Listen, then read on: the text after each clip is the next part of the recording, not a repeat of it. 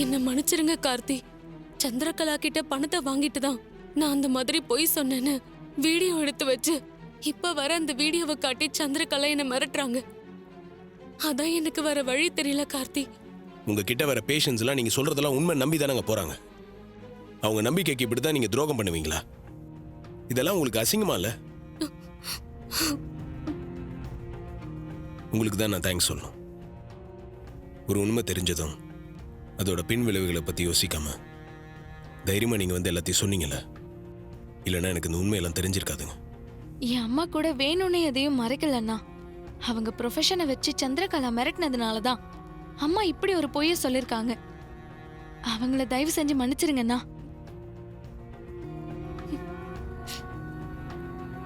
நடந்த எல்லா குழப்பத்துக்கும் காரணம் அந்த சந்திரகலா தானே. நான் உங்களையும் மன்னிக்கவே மாட்டேன் டாக்டர்.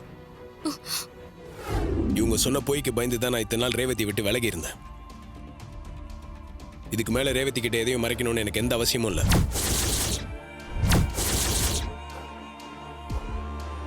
போ. நீ ரேவதி கழுத்துல தாலி கட்ட போறியா? கட்டு.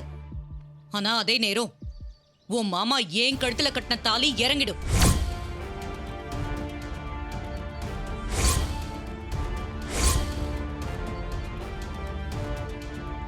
என்ன நின்னுட்ட? கிளம்பு. ரேவதி கழுத்துல சீக்கிரம் தாலியை கட்டு. எந்த மாமாவை காரணமா வச்சு ஏன் குடும்பத்தை நெருங்கணும்னு நீ நினைக்கிறியோ அதே மாமாவை நான் இப்பவே அறுத்து விட்டுடுறேன். கையோட உன் மாமாவையும் கூட்டிட்டு போ. சகல, எப்பப்பா வந்த? இப்பதான் வந்த. சகல, அந்த டாக்டரோட பொண்ணை பார்த்து பேசணும்னு சொன்னியப்பா, பேசிட்டியா? பேசினேங்க. ஆனா அவ்வளவு முக்கியமான விஷயம் இல்லை. என்னங்க சொல்றீங்க?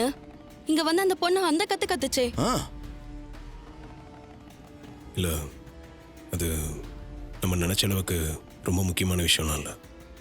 சாதாரண விஷயம்தான். சரி சகல, வாப்பா உள்ள வாப்பா, பேசிட்டு போவோம். இல்லைங்க, நான் கிளம்பணும். கொஞ்சம் வேலை இருக்கு.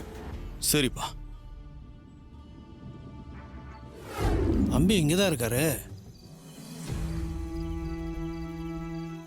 தம்பி, தம்பி. சாரிங்க, கவனிக்கல. சொல்லுங்க.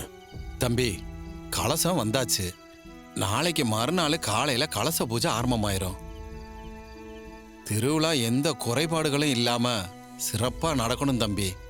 அதுக்கு நீங்க முன்னாடி நின்று கை காட்டினா இந்த ஊரே வேலை செய்யும். எப்படியோ கடவுள் அருளால ராஜராஜ ஐயா நல்லபடியா வீட்டுக்கு வந்துட்டாரு. இனிமே இந்த கோயில் வேலை சிறப்பா நடக்கும். நீங்க எதை நினைச்சு கவலைப்பட வேண்டாம். இந்த வாட்டி கும்பாபிஷேகம் நல்லபடியா நடக்கும். எல்லா வேலையும் நானே முன்னாடி இருந்து பாத்துக்கிறேன். நீங்க பூஜைக்கு தயாராயிடுங்க. இதுக்கு தான் கார்த்தி தம்பி வேணுங்கிறது. உங்ககிட்ட ஒரு விஷயத்த ஒரு தடவை சொல்லிட்டா போதும். எல்லாத்தையும் உங்க தோல்ல எடுத்து போட்டு செய்வீங்கன்னு எங்களுக்கு தெரியாதா தம்பி? இது நம்ம கோயில் காரியம் இல்ல, நாம தான் நாங்க செய்யணும். நீங்க காலையில கலசத்தை எடுத்துட்டு போய் அம்மன் முன்னாடி வச்சு மற்ற வேலையெல்லாம் ஆரம்பிச்சிருங்க. அப்ப நாங்க வரோம் தம்பி. வரேன் தம்பி. வாங்க. வாங்கப்பா போலாம்.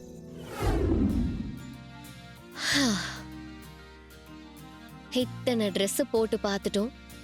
ஆனா இதுதான் நல்லா இருக்கு. ஒரு வழியா இதே மாதிரி மாமா கிட்ட போய் என் லவ்வ சொல்லிடணும். இங்க பாரு ரேவதி, மாமாவை பார்த்ததும் சொதப்பாம மாமா ஐ லவ் யூ அப்படின்னு பட்டுன்னு சொல்லணும். புரிஞ்சுதா?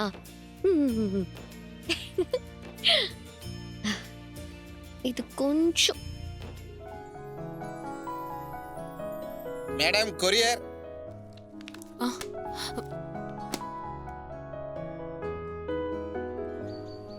யாருக்கு வந்திருக்கு?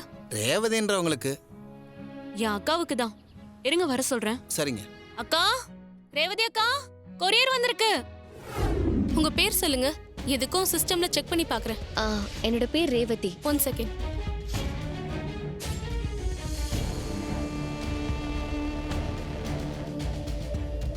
மேடம், உங்க பேர்ல புல்லட் ரெஜிஸ்டர் ஆயிருக்கே. என்ன சொல்றீங்க? நான் இந்த புல்லட்டும் வாங்கலையே. அப்புறம் எப்படி என்னோட பேர் அதுல இருக்கும்? நீங்க வேற யாருக்கும் அனுப்ப வேண்டிய கூப்பனை என் அட்ரஸ்க்கு தப்பா அனுப்பிட்டீங்கன்னு நினைக்கிறேன். மேடம் உங்க அட்ரஸ் சொல்றேன், சரியா இருக்கான்னு பாருங்க.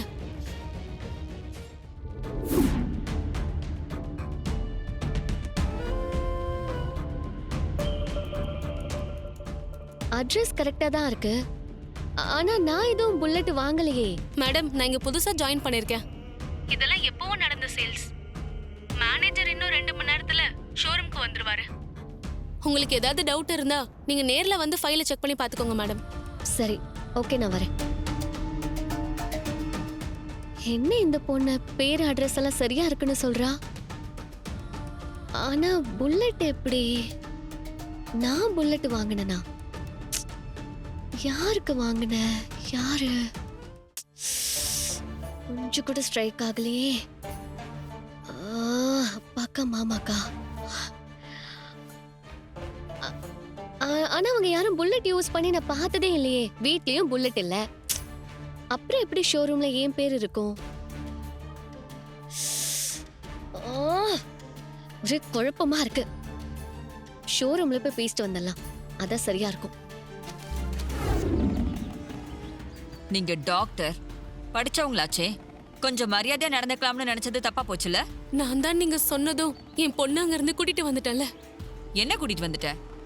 அந்த கார்த்தி உன் வீட்டுக்கு வந்தது, உன் பொண்ணு நடந்த விஷயம் எல்லாத்தையும் அவங்கிட்ட சொன்னது, இதெல்லாம் எனக்கு தெரியாதுன்னு நினைச்சியா? நான் அவ்வளோ தூரம் சொல்லியும் அந்த கார்த்தி கிட்ட உண்மையை சொல்லியிருக்கானா? என் மேல பயம் இல்ல, அப்படிதானே? அப்படியெல்லாம் இல்ல சந்திரகலா. என் பொண்ணுக்கு அந்த கார்த்தி செஞ்ச உதவியால தான் என் பொண்ணு உணர்ச்சி வசப்பட்டு எல்லா உண்மையும் சொல்லிட்டா. ஓஹோ, உணர்ச்சி வசப்பட்டு உண்மையை சொன்னாளா? அப்ப நானும் உணர்ச்சி வசப்பட்டு அந்த வீடியோவை சம்பந்தப்பட்ட அதிகாரிகளுக்கு அனுப்பிச்சு வச்சிரவா? அப்புறம் உன் பொண்ணு எங்க? அவளை ஆளே காணோம். அவளை எதுக்கு நீ பார்க்கணும்?